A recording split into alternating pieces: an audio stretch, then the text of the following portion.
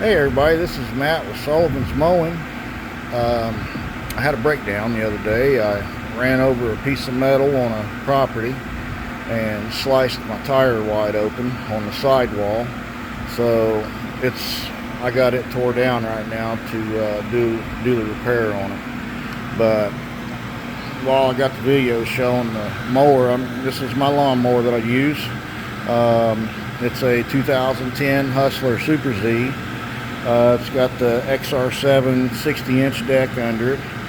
I use the factory blades because they've got the highest lift on them, and it seems like they're a harder steel than others. I've tried the others, like the Oregon blades and Gator blades and stuff like that.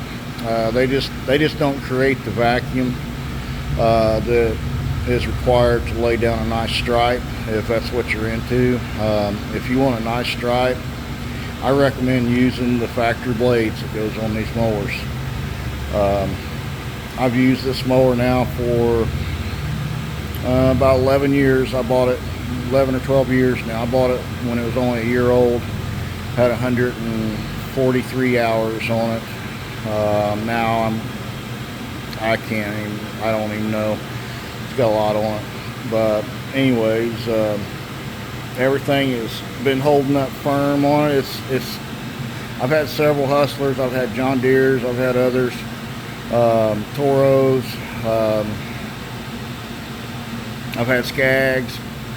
I've had others, but as far as a mower that's being built to do the job and to hold up over time, it's going to last, not give you any failures and problems, and it's going to perform like it should.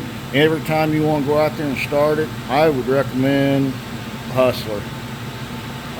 They've been around for a long time. I think they were the first ones that innovated zero turn.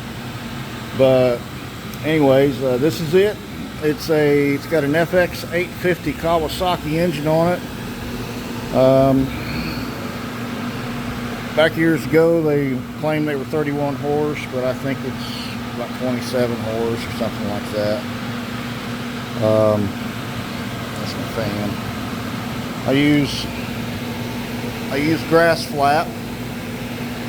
I love this. This is an amazing feature. I think I paid right around $300 for it or something like that, but it has been so well worth it. I've had it now for about 5 years. The only maintenance I've done to it was to keep the cables lubed, all the mechanisms lubed, just basic maintenance.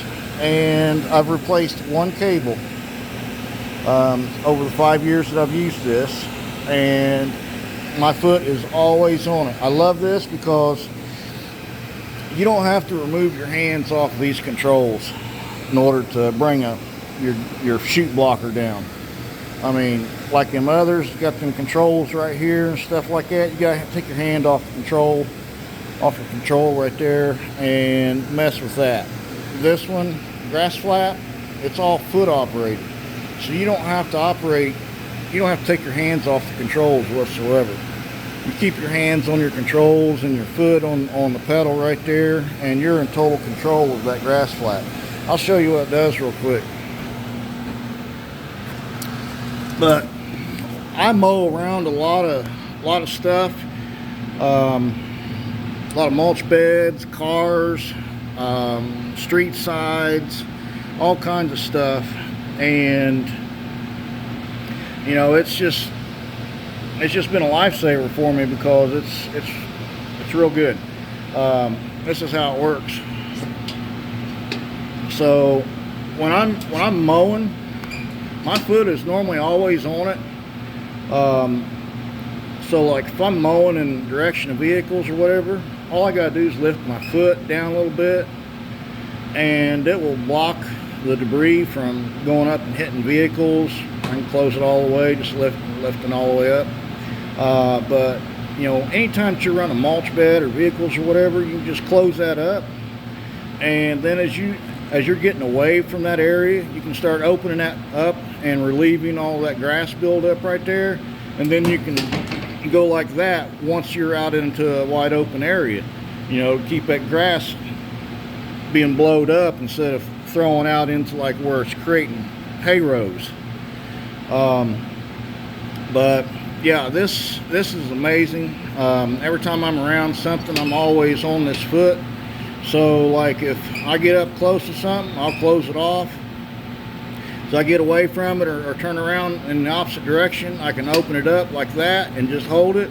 Or, you know, if I want to just open it up and leave it open, if I'm wide open, mowing out wide open areas and things like that, I can just leave it open like that. But anytime I'm around any type of, you know, vehicles or mulch beds, things like that, you know, my foot's always on it. And another thing, my foot's always on this too. The reason why is because you never know when you see like something in the front of you. I always walk my properties first and pick trash up first.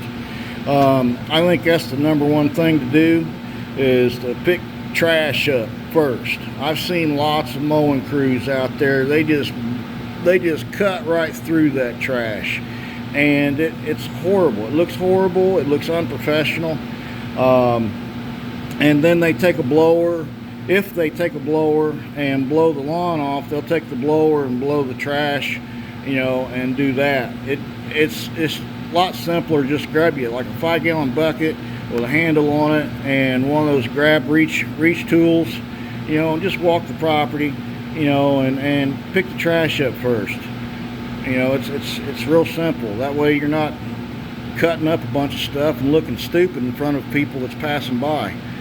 But anyways, I do that first, and then normally I trim. I know the depth of how deep I need to trim into the grass for what jobs I'm on. I've been on them long enough to where I know where I need to trim and where I can't get in with my mower, so I trim first, and then I come in behind it when I'm ready to cut, and I cut all those trimmings up, all those clippings up and everything with the lawn. That way there's no debris left in the yard. And then I normally take a double pass to clear off any type of layers of grass clippings on top, because I don't like leaving grass clumps. That to me, that's unprofessional as well, is leaving grass clumps. But I don't like doing that. But anyways, I just wanted to show you my lawnmower and show you what I'm doing here, because I ran into a flat. I got a flat. It was my fault. I ran into a piece of metal. But right here it is. Pretty big split. Pretty big split. I've got my light right here showing, magnetized to the wall there. That way I can go in there and see what I'm doing. But see if I can zoom in there on that cut. Yeah, right there it is. So what I'm gonna do is I'm gonna take my wire wheel, I'm gonna rough up the inside of that tire real good. That way it's got a good surface for adhesion. And I'm gonna take this patch. Well, I hope this patch is big enough. But I'm gonna take that patch and I'm gonna glue that in on the inside of the tire. And then I'm gonna put this tube on it. But with that being on the sidewall, I got a radial patch. I don't know what makes the difference, but I got a radial patch because it's being on the sidewall, and I definitely want to make sure that it gets good adhesion, that patch on the inside of that tire. That way it doesn't start coming loose off of the inside of the tire. But I'm going to tube it on the inside as well, and that's the tube I'm going to use. 26 by 12 by 12.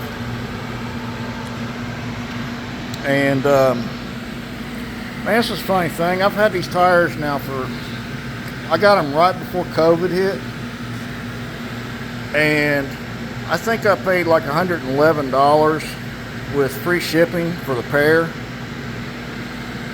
And I checked again from the same place, and they're $265 now for the pair, when before COVID they was $111. Now they're $265. That's crazy. 26 by 12 by 12s. But anyways, this is Matt with Sullivan's Mowing. I just wanted to bring you this video, show you what's going on with my mower, and show you what mower that I use when I cut my properties. Hopefully you like my videos, so hit that like button and subscribe, and see you next time. I'll produce more videos hopefully every week, so hope you enjoy.